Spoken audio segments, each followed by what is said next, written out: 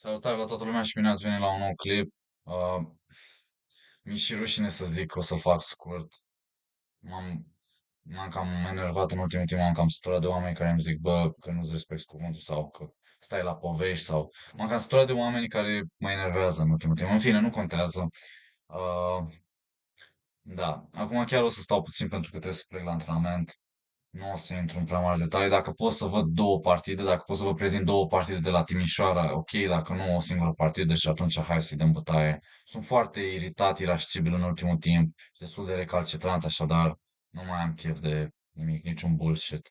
Așadar, ok, am făcut imaginea mică, să începem. Eram cu negru și era prima rundă la Campionatul Național de Amatori. Bravo, bravo Federația Română de Șah că ați denumit competiția amatori. Și FIDE, că de la FIDE provine chestia asta amatori, că jucători sub 2200 sunt jucători amatori, da? Care au titlul de maestru național, titlul de maestru FIDE și titlul de candidat de maestru în turneu. Și eu care l-am văzut pe Ivan Socolov sunt amator, da, bine. În fine, asta e ca să-mi spun și eu oful și nervii. Hai să vedem partida. Am jucat cu un domn în vârstă, domnul Toma Mihail, foarte nerespectuos și foarte enervant. Nu mai contează pentru că a trecut o grămadă de timp. A fost pe 17 februarie, azi suntem în 6 martie, deci, nu știu, 2 săptămâni cel puțin. Mă rog, D4, cal F6 și ca să explic partida, a jucat cal F3, am întârziat 10 minute, deci nu, am întârziat nu chiar 10 minute, am întârziat 8 minute. Am întârziat 8 minute la partid. Am alergat, am fost nemâncat și mă certasem cu colegul de cameră de apartament și cu proprietarul. Da, sper să nu mai văd niciodată. Glumesc. Foarte, și pe adversar, sincer. Foarte enervanți. Nu-mi place să mă enervez. În fine. Oamenii sunt foarte enervanți în ziua de azi. Deci, și știu că am dat foarte multe detalii și foarte multe chestii din casă, dar sincer, nu am chef să le țin în mine și n-am chef să mă consum în continuare. Pentru că oamenii așa sunt niște oameni, în fine, nu mai zic nimic. Deci, cal F6, G6, joc ce știu, joc pur și simplu să-mi scot piesele, nebun F4, C5, să-i atac centru cu ideea că dacă mi ia, mă duc să iau pionul înapoi. Să știe chestia asta, dau un șah la rege și iau pionul, asta ca să le explic și începătorilor. C3 și-a făcut un lans de pion. El n-a jucat chiar atât de rău. Acum că stau să mă gândesc și realizez, a pus damele la schimb și practic apără pe B2, dar e pur și simplu un nene de 1700 care, nu știu cât are, 65 de ani, 60 de ani, 70 de ani, avea o grămadă de riduri, dar în fine, era cam răutăcios pentru că odată a apăsat pe ceas, o să vă arăt momentul când era el la mutare și pe la început, eu puneam capul pe masă ca să mă liniștesc de cât stres și câți nervi îmi făcusem când m-am certat înainte. Am zis cu cine, cu colegul, cu proprietarul și cu colegul de cameră și toate lucrurile care mă consumau și tot stresul de la turneul de la Băile Felix de dinainte și puneam capul pe masă ca să dorm, să mă liniștesc. Și nenea ăsta, adversarul meu, să mă enerveze, să mă întărâte și el, Toma Mihail, îmi zicea, auzi tu dacă ești bolnav, îți dăm remiză dacă vrei. Dacă vrei, dăm remiză dacă ești bolnavior, a zis așa. Și eu nu i-am zis nimic. Mi-am văzut de treaba mea. M-am dus la arbitru și am zis arbitrului să zică adversarului să facă liniște, să nu mai mă enerveze. Și a venit arbitru, da, hai să mă zic, să mai iau de toată lumea. A venit arbitru și nu i-a făcut nimic. Logic, normal, că arbitrii își fac treaba în ziua de azi. Nenea Toma Andrica, Alin. În fine, nu am nimic cu nimeni. Doar a stat un pic lângă, la partidă, la masă. Bine, nici nu putea să-i facă ceva, pentru că după aia moșul s-a potolit, știi? A venit arbitru și după aia s-a potolit, dar după aia era început cu alte chestii. Dar asta am jucat și atât de prost în partida asta. În fine, oricum am jucat prost pentru că sunt eu prost. Dar Dea la C5, dama la C5 și deja negru a egalat aproximativ pentru că el și-a scos cel mai înaintat pion din centru, și-a scos lanțul de pion de pe o parte și de pe cealaltă, are piesele scoase bine și trebuie să mai scoată nebunul, dar mi-a deschis nebunul cât de cât, deși e închis aici în lanțul de pioni. De asta e atât de enervantă London System, pentru că joci niște mutări de-astea nașpa, cu de la C5, eu am jucat dama la C5 ca să evadez, să scap de schimbul de dame, și acum am jucat o mutare gen H3, care nu face nimic, doar îmi ia câmpul G4. Ok? Și e incredibil că nu e mai rău de atâta poziția. În fine, probabil pentru că și eu am jucat cu dama la început să atac pionul și pentru că am fost puțin cam impulsiv. Mi-am scos calul, cal C6. Acum, probabil, din punct de vedere practic și cu un jucător mai slab, logic, dacă eram mai liniștit, jucam ceva de genul A6. Nu știu, juca dama C4, poate jucam și dama A7. Și după aia joc B5, să zicem, nu știu, nebun de 3, B5, damă B3 și joc cal C6 și nu schimb damele și jucăm și îl bat rău. Dar, în fine, în situația în care eram, am jucat cu calul și după aia cu damele la schimb și am zis că nu-mi pasă, pur și simplu îmi scot piesele, nebun F5. Probabil că era mai bine să nu stric structura de pioni, să nu pun pionul pe C5, pentru că s-a dovedit a fi o idee destul de slabă, pentru că îmi stric pionii și pionii sunt simetrici, plus că îi deschid nebunul. Deci probabil că mai bine ar fi pur și simplu să iau, bate și după aia nebun F5 și da, nu mai am pionul pe C5, nu mai e slab, voiam să zic că nebunul e un pic mai deschis. Dacă împinge, de exemplu, C4, nu o să-l împingă acum, dar poate la un moment dat îl împinge și nebunul meu se deschide mai mult. Și plus că e un pic diferită structura de pioni. Am 5 plus 2 contra 4 plus 3. Înțelegeți? Ca la fotbal. Ca jucătorii de pe teren la fotbal. Deci nebun F5 o să zic semn de întrebare și semn de exclamare. Ok, și e 5 și 10 minute, deci nu știu, la 5:20 de obicei plecam la antrenament, deci poate o singură partidă vă arăt. Da, ca să fiu și eu mai punctual azi. Ok, și mai departe, G4 și-a făcut o grămadă de slăbiciuni, mi-a atacat nebunul. Probabil interesant de asemenea e și nebun E4 sau nebun C2 ca să le enervez, dar nu eram în toate apele și facultățile mentale ca să pot să joc o mutare de stres, de exemplu, de nebune 4, cu tensiune și presiune. Și am vrut pur și simplu să fiu liniștit, îmi pun piesa înapoi și vreau să profit de slăbiciunile pe care și le-a creat. Dar nu am profitat extrem de bine. Acum nebun C4 și observați, fiindcă campionul aici pe C5 nu mai e pe D6, dacă l-aș fi avut, puteam să împing D5. Deci, într-un fel, chestiile astea nu le preveni, nu le-am prevăzut înainte, că nu eram liniștit, nu eram relaxat, eram extrem de stresat și acum sunt când înregistrez videoclipul, chiar dacă au trecut 2 săptămâni și pentru că m-au enervat o grămadă de oameni și mă irită și oamenii sunt foarte răi și nesimțiți și a trebuit să-și țină gura de multe ori ca să nu-și ia bătaie, sincer, unii dintre ei, în fine, bătaie fizică. Deci, practic a pus nebunul acolo și eu, sincer, instinctul era să joc al de 5. Dar eu ziceam că după asta nu mi-era clar. Ok, am perechea de nebun, dar nici nu trebuie să-ți fie clar. Ziceam că face rocada mare sau rocada mică și nu am mai nimic. Conturele pe coloana deschisă, dar acum că stau să-mi aduc aminte, bine, pot să iau pe A2, poate îmi prinde nebunul, nu știu cine știe. Ideea e, deci nu prea pot să iau pe A2, că poate îmi prinde nebunul. Dar ideea e că nu eram mulțumit de poziția asta că pot să o câștig. Deși am perechea de nebune, am un mic plus. Și, într-un fel, logic că nu ești mulțumit de poziția asta că nu poți să o câștigi, pentru că am bătut cu D-ul pe C5 și am structură de pioni simetrică și tind spre remiză. De asta greșeala principală este aici, când am jucat nebun F5. Poate trebuie să pun un semn de întrebare. Nu știu. Deci, nu știu, o să pun un semn de întrebare aici, deși trebuie să iau dama. Un semn de întrebare și o să zic, ok, ok, șmechere, domnule inteligent, luptătorule de șah, că erai nervos pe urmă, că nu puteai să câștigi ușor. Dar de ce ai permis schimbul de dame și de ce ai făcut structura de pioni la fel? Sau în paranteză, egal, simetrică.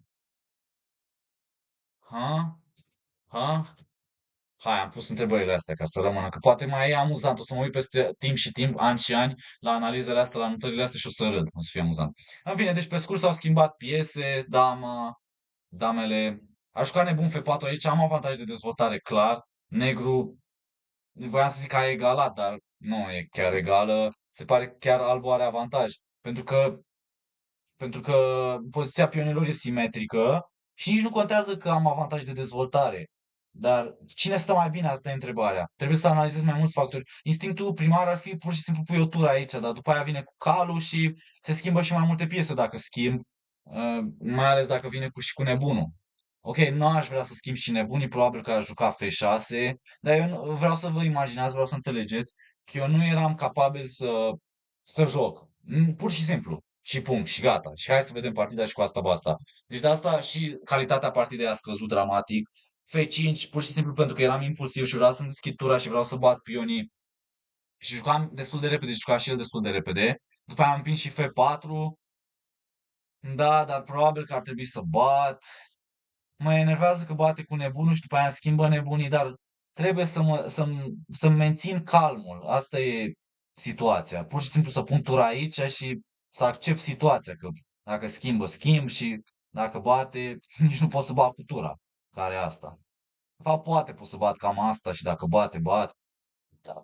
În fine, și probabil că o să câștig și finalul de ture, chiar și cu pioni egali, împotriva unui jucător de 1700. Și dacă începeam cu o remiză, dar nu voiam să încep cu o remiză și puteam chiar să pierd partida. Ca să vedeți. De exemplu, am jucat F4, care e o mutare foarte riscantă. Uite, o să scriu aici, foarte riscant am jucat. Foarte riscant cum am jucat. Și hai să mă grăbesc să termin videoclipul, ca să pot să plec de acasă. Foarte riscant cum am jucat. Să vă explic de ce, pentru că mi-am făcut un pion izolat. Strategic e foarte riscant. Îl las să-mi bată și îmi dublează pionii. E groaznic. Pionii mei sunt varză. Deci și de asta albul stă un pic mai bine. Și o să scriu aici după tură de 1. Bine, nici nu trebuia să joace neapărat tură de 1, dar plus pe egal. Amenință de 7. A jucat incredibil de bine și m-a enervat, efectiv. H5 și aici asta și el era la mutare și mi-a apăsat pe ceas, știți? Acum eu zic, dau toate de pe tavă. Uh, Dar la final, după partida, i-am zis că să aibă mai mult respect sau nu mai știu, înainte de ultimele mutări, i-am zis fiți mai respectuos sau fiți mai cum se cade. Sau după partidă, nu mai amintesc. Pentru că a fost nesimțit omul. Eu înțeleg, ești bătrân, vrei remiză, ai 1700, eu am 2100, dar joacă respectuos, nu mă enerva, nu vorbi cu mine în timp ce joc. Suntem la competiție, campionatul național al României, sub 2200. Mă, și nu știu ce, și îmi bag și nu știu ce de cine își zice amatori și că suntem amatori. Cum ar fi să mă duc eu la cineva și să-i zic amatorule? E o insultă, efectiv, să-i zic cuiva fraiere. E o insultă. Cum să numești o competiție națională de amatori? E o blasfemie. Și sper să nu mai particip, efectiv, să fac peste 2200 și să nu mai particip. Și să devin mai bun la șah și să-mi iau titlul și să mă las de șah, că m-am săturat de jocul ăsta și de toți oamenii nesimțiți. Fie organizatori, fie arbitri, fie jucători, fie șahiști. M-am săturat de lumea asta de căcat, efectiv. Am zis-o pe cameră, am zis-o într-un final și am zis-o și m-am supărat, m-am enervat. Nu ai cum, efectiv, să fie atâta disrespect, să pună festivitatea de premiere și să nu o anunțe. Ok, o pui cu o oră mai devreme, dar nu doar la Open. Ce blasfemia asta? Și mă duc în sală și îmi zice că noi intra pe aici, du-te pe sus și te uiți la partide. Că cine sunt eu? Și cine sunt ei de la Open? Hai mă, lasă un colo de treabă. Niște oameni nerespectoși, cu premii puține, taxe mari, foarte costisitoare competițiile și numai pentru imagine. Și toată lumea bârfește și își bate joc. Parcă nu-i cunosc eu pe toți. Deci poziția asta e aproximativ egală. Na, de fapt albul stă mai bine. Nebun F6 chiar e o greșeală. Probabil că ar trebui să joc tură la E8 sau ceva. Nu știu ce joacă. Rege de 2, habar n-am. Tură de 8. Rege de 2. Se ajunge aproape la poziția din partidă unde a pus regele pe F3 și mi-a blocat pionul și nu voiam să se întâmple chestia asta. Nu știu. Aici trebuie să previn cal de 6. Poate joc tură E6, habar n-am. Și după aia nebun F6 pun presiune pe pion. Nu știu, mă enervez degeaba. Mă enervează și oamenii. Mă enervează și instructorul de condus. Bine că mi-am schimbat școala de șoferi. Trebuie să fac niște ore suplimentare ca să învăț iar să conduc să-mi iau o mașină. Mă enervează foarte mulți oameni. Mă enervează familia. Nebun F6, dar asta este o inexactitate pentru că îi permiți rege E2 și rege F3 și ok, am prevenit asta cu tură G4 ca să nu-mi ia pionul. Observați că am 1, 2, 3 pioni puși pe negru, dar gen aici albul stă mult mai bine, e aproape un avantaj decisiv din punct de vedere strategic și pozițional. Numai dacă ar fi văzut că să-și activeze tura, eu dacă eram cu albul, băteam un jucător foarte tare. Jucam asta, tură de 7 și nu-mi pasă de pion. Deci să vă zic de ce nu-mi pasă, pentru că e foarte greu să-ți dai piesele la o parte. Și dacă bați cu tura și dacă bați cu nebunul. Dacă joci tura H3, regea la F4 și, ok, dai un pion pe alt pion. Mare chestie. Și pionul ăla, adică nici măcar nu câștigi un pion gratis pe H4. Și da, asta trebuia să joci, în fine. Și am pionii dublați aici, am pion izolat, am pion izolat, am pion izolat. Am una, două, trei, patru insule de pion și am doi pioni dublați. Uite, o să scriu aici. Am patru insule de pioni și doi pioni dublați. Iar albul are câte insule de pioni? Mă enervează și că nu obțin multe vizionări, că nu crește canalul de YouTube cât mi-aș dori eu să crească și mă dedic. Și fac atâtea videoclipuri, fac multă cantitate, ok? Și, în fine, și nu-mi lasă lumea comentarii, eu zic să dea pauză la videoclip, lumea nu-mi lasă la comentarii. Am impresia că eu tot ce fac degeaba, că depun efort degeaba. În fine, asta e, mi-am zis și eu. Și albul are câte insule de pion? Da, normal că nu o să lasă nimeni comentarii. Trei. Nici nu știu de ce mă consum atâta, mai enervezat.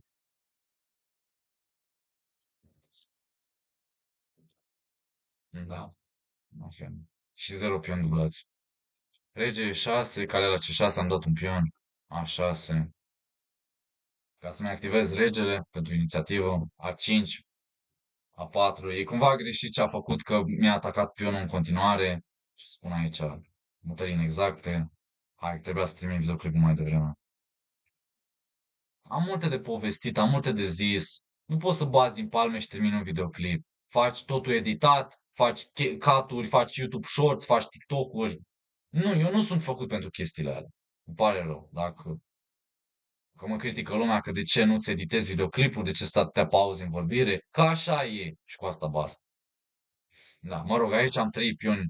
Uh, am trei pioni contra patru, am reușit să-i dublez și eu pionii și să obțin un pion liber. Mutarea A3 a fost o mutare bună, nu trebuia să-mi permită asta, că mi-a dat șanse. Am jucat groaznic și aici ar trebui să fie aproximativ egală. A4 am scris joc neclar, C3 puteam să mai joc, de fapt nu mai am ce să mai joc altceva, pot să mai joc tură G7 cu tura A7, dar nu, îți dai pionul de pe F4 și nu e cine știe ce. C3 și aici voiam să zic că puteam să mai joc rege C4 și după aia rege D3 sau ceva și C2. Mă rog, și dacă dă calul pe pion, nici măcar n-ai șanse de câștig. E atât de proastă poziția la negru. Pentru că poate să te remizeze și dacă ai tură și nebun contra tură, ți ia tu spionii și te remizează.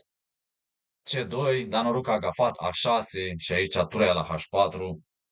Mutare excelentă. Nici nu mă mai stresez cu videoclipul să zic, dați pauză la videoclip, găsiți mutarea, pentru că ori o găsiți, ori nu o găsiți, ori nu dați pauză, ori nu-mi scrieți comentarii, nu știu, mă enervez. N-are sens, efectiv, nu mai are sens nimic. Tura la H4 și aici ar putea să țină egalitatea și remiza, tură H3, regea la F4, tură H4 și aici trebuia să joace nu rege G5, cred că rege G3 era mai bună, sau nu, rege G5 e corect și eu zic că e în continuare egalitate. Iar la asta a fost greșeala. Aici pur și simplu ar trebui să ia pionul ăsta, după părerea mea. Eu zic că e egal aici. Pentru că, ok, eu țin de un pion ca să vedeți problema, dar el are atâția pioni și poate să joace asta, după aia A7. Bine, poate iau, mi-apăr, după aia pun tura în spate și poate câștig, dar mă țin de un singur pion și vreau să vă mai arăt ceva. Dacă, de exemplu, prin absurditate se ajunge în poziția asta și rege aici, gen, e remiză, pentru că e colțul greșit. Pionul ăsta se transformă pe câmp alb și eu am nebun de negru. Și, nu știu, nu asta. Poate să dea și... De fapt, nici măcar nu trebuie să vină să ia pionul. Adică poate să joace pur și simplu asta. Și gata, e remiză. Dar voiam să vă arăt chiar și dacă iau toți pionii și rămân... și rămân cu pion în plus și nebun în plus, tot remiză e, pentru că nu pot să-i scot regele din colț. Hai, gata. Hai să vedem restul partidei și gata. Deci regia la H5 e gafa care pierde, pentru că puteți să scrieți în comentarii, dacă vreți, tura la E2 și negru câștigă, pentru că țin de pionul ăsta și nu mai ajunge cu regele să-l blocheze, să facă remiză. Și reușesc să-i iau toți pionii. Sau să-i forțez tura să dea tura pe pion, pe damă. Și rămân cu nebun și cu tură în plus. Și tura e 8 și aici ce dat. Da. În fine, hai că m-am relaxat, m-am confruntat și cu durerea cu partida asta și cu problema faptul că nu mai am grijă de canalul de YouTube și că n-am mai postat așa de des în ultimul timp și nu sunt atât de responsabil și ar trebui să fiu mai responsabil și ar trebui să fiu mai disciplinat, mai muncitor, mai harnic, mai profesionist. Termenul nu e mai profesionist. Ar trebui să fiu pur și simplu mai profesionist sau mai profesional și mai diplomat. Bine, cam atât de la mine, sper că v-a plăcut, așa și așa, chiar și de mine că uh, ce să vă placă, despre ce vorbesc, ce prostii vorbesc, mi-am vărsat nervii și oricum cred că se uită maxim, sunt 30 de vizionări și dintre care 50% pleacă după 30 de secunde, adică 15 oameni se mai uită la tot clipul, maxim, sau 10 oameni se uită la tot clipul, e banal, efectiv, e aiurea. În fine, când eu ar trebui pur și simplu să mă concentrez pe a face bani și să-mi văd de viitor. Mă rog, în fine, sper că a fost ok, sper că ați învățat ceva nou la șah, sper că ați învățat și chestii de viață, cum arăt eu când mă enervez și când îmi vărz nervii și cam cine m-a enervat și ce m-a enervat și chestii în lumea asta. În fine, sper că a fost cât de cât ok, sper că v-a plăcut și sper că ne vedem la următorul videoclip și eu trebuie să plec la antrenament. Vă mulțumesc, la revedere și, mă rog, faceți ce vreți, adică dacă vreți să dați subscribe sau share, faceți ce vreți, nu o să mă mai rog, nici nu vă mai oblig. Hai, la revedere, pa, salut, ceau. O zi frumoasă, o seară plăcută sau o dimineață minunată, ceau. Depinde la cât v-ați uitat.